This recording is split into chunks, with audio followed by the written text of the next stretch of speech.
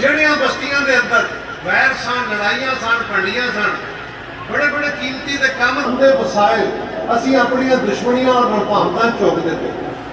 साडे पुत्तर भतीजे बाहर गए, पहलां ते रात ही औखे आए।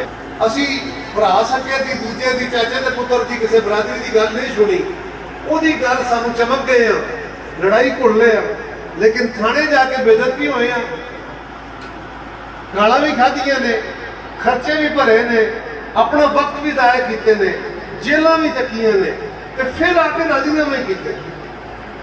5-5 साल 10-10 साल 2-2 नस्ल 4-4 नस्ल हुण लड़न तो बाद अखीर आके राजीनामे ते मुक्के, अखीर आके बरादरियां च बह गए, किसी चौधरी ने, किसी पंचायत ने।